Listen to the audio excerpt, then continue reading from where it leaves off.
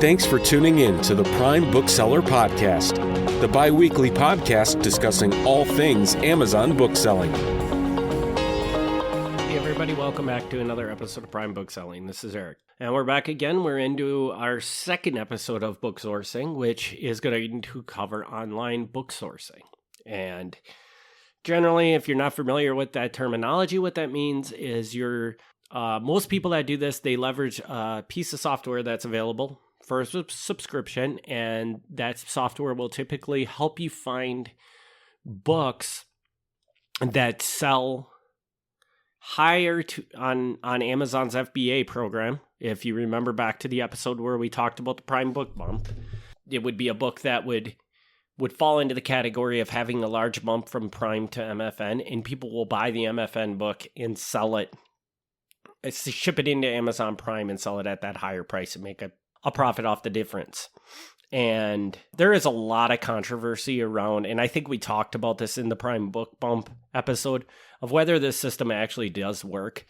Basically, not my entire existence of selling on Amazon, but most of my existence of selling on Amazon, I have utilized this bump as a critical piece of my business, and pretty sure that if this didn't exist and didn't work, I don't have any hard data that can prove that it does work, but I'm pretty sure that if it didn't work, to some extent, I would not be in business anymore. So as far as that goes, I think it is safe to assume that this is a safe way to run a business. That said, we're going to talk about two different softwares that are kind of the flagship softwares that do this type of sourcing for you. And I'm going to kind of concentrate on why I don't like them. Those two softwares are called Zen Arbitrage and eFlip. These are I think the two biggest ones. There are other ones out there. I know that I've seen a software called FlipMine that has surfaced recently. And then I believe there's another one called Master Book Flippers that they're all based on the same concept as these other softwares. I really have no experience with Master Book Flippers or FlipMine. They both could be incredible because I've never used them. But I have used Tactical Arbitrage, not Tactical Arbitrage. That's something different. But I have used Zen Arbitrage and eFlip. And what I didn't like about them is, simply put this, is that these softwares are built to support thousands and thousands of users. And I feel like if they optimize this software to work as the best way it possibly could, to make it as easy as possible to find profitable books, then they would never be able to support the amount of subscribers they need to be able to run the software. Or they would have to just charge an exuberant amount to have access to the software. So like most of these softwares, I think, are $97 a month right now. And they would probably have to cut their subscriber base in half to be able to support, if they were to write this software right and make it super easy for you to find books, they would be not able to support half the users on it because all the books would just be gone. So these softwares are written to make it possible to find these books, but there's things that they do to make it harder to find the books than it needs to be. I have never liked these softwares because I am a cheap guy, and at $97 a month, the software's got to do something pretty incredible or be something that's just crucial to my business to not to have it. Like it would have to be absolutely end all be all type software that I just can't get around not using. And none of these softwares ever fell into that bill because I'm not the type of guy that has the time to sit around for 8 hours a day, source, and maybe, if I'm lucky, find 50 books that are good. While I will tell you that there is value in this type of sourcing, I will tell you that most of the out-of-box systems, there are people that make them work and they do very well with them. I think that there's much easier ways to do it. What we actually did at Kingsridge Media is we looked at basically how these softwares worked, and we figured out a way to run a report that gives back similar information as to what these softwares are looking at to find profitable books, and at a much higher success rate. And And that's where the birth of our Amazon lead list came from, is because we realized that, wow, we can, and I've actually sent these lists to other booksellers, and other booksellers say, yeah, even booksellers that have used these softwares say these lists work a lot better. And I just think it's because it's filtering out a lot of the crap that you see in these softwares that are making it harder for you to find these good books. While I think this business model is can be very profitable and people should look at it, I just want them to realize that these out-of-box software packages, that while they work, they're not optimal. And I think it's better for you, maybe play around with those softwares, see if you like this type of sourcing, but then look at what those softwares are doing and try to figure out a way that you can do it more efficiently.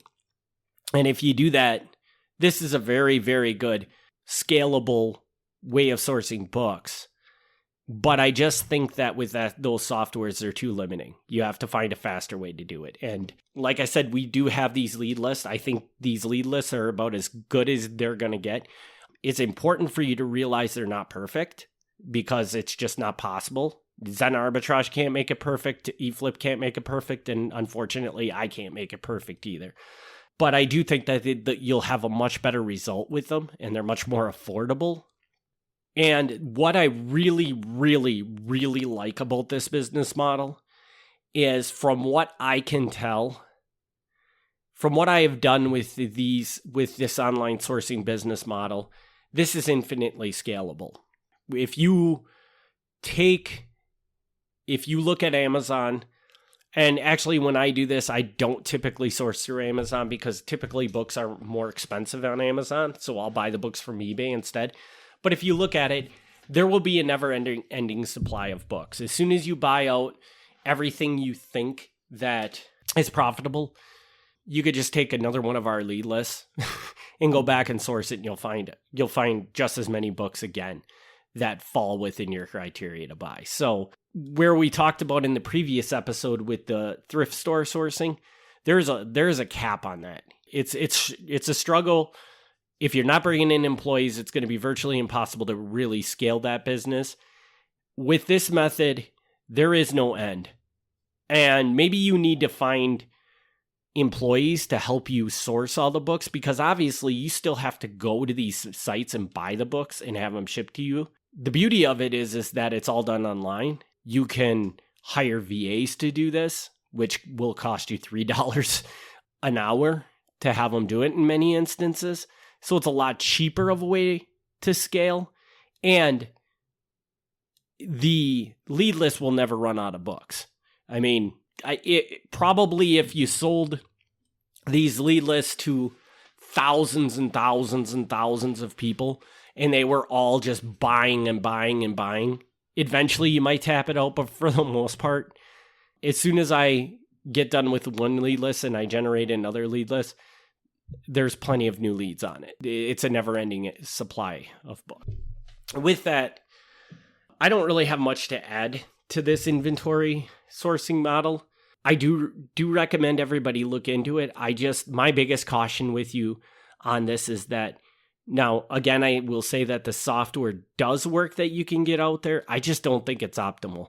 And I would say that if you want to sign up for one of these softwares and start with one of these softwares to get a feel of how this method of sourcing works, by all means do it. But realize that at some point in time, you might want to look at getting off this software and getting a more optimal way of finding these books, because I do think that for a minimal cost, you can figure out a better way to find these books than these softwares do, and not be competing with everybody over the books, basically. So with that, and I also want to be very clear. So in the book sourcing, in the thrift store episode, I laid out that criteria of what I source for books. So I'll just lay that criteria out again in this episode, which is, if I'm sourcing FBA books, I'm looking for a $10 profit and a 2 million average ASR on every book I buy. That's all I do when I'm sourcing, and that system works. Most other booksellers will tell you to make a system that's far, far, far more confusing than that. And you can do that if you want. But I've compared myself to other sellers that have that far, far, far more confusing system where they integrate Keepa charts and all this stuff into their sourcing. And I have found I didn't do better than every one of them. I didn't do worse than every one of them, but I was right in line with every one of them. And I figure my sourcing method is stupid easy and anybody can do it. And if they're not really picking up any extra value from making their sourcing method super complex, my recommendation to you would be don't waste your time with it. Again, like I said, anybody else you talk to about bookselling will probably tell you that these Keepa charts and things are absolutely required for book sourcing. You have to take it from, I'm an anomaly. I'm telling you no, everybody else is telling you yes. Who's right? You have to decide. As far as the criteria, 2 million FBA, $10 profit. MFN, 3.5 million, $10 profit. And I always recommend that if you're not getting enough books using that criteria, adjust your profits either up or down. If you want more books, drop it down a little bit. If you want less books, raise the profit up a little bit. That's all I ever do for book sourcing, and it has always worked for me. It has never failed for me. So with that, I'll wrap this episode up. As always, if you have questions, you can reach out to sales@kingsridgemedia.com. And also check out the links in the show notes. We do have multiple programs. Like I mentioned, the one with the Amazon lead list, that's that's our online sourcing solution for people. And that basically distributes a list to you once a week, that just gives you possible books you can source off of eBay to sell on Amazon. Great little tool. We also have other sourcing programs that directly connect into our suppliers, which is where pretty much 99% of our books at this point in time come for our business. And you can connect into them and get a hold of some of those books. We have two versions of that, two flavors. We have the manual version where you get a spreadsheet with all the books that the supplier has. And then we have another program that's automated where you just sit down with a member of our team and set up a criteria of what you're looking for in every book you order. And we only order in books that match that criteria and send them into FBA for you. So if you're interested in either of those programs, feel free, reach out, sales@Kingsridge Media, or follow those links in the show notes and you can book a call with me and we can sit down and see how we can help you out with those programs. With that, I'll wrap this episode up. Again, thank everybody for tuning in. We'll see you on the next one. Thanks for listening to the Prime Bookseller Podcast. Join us for the next episode as we discuss all things Amazon bookselling.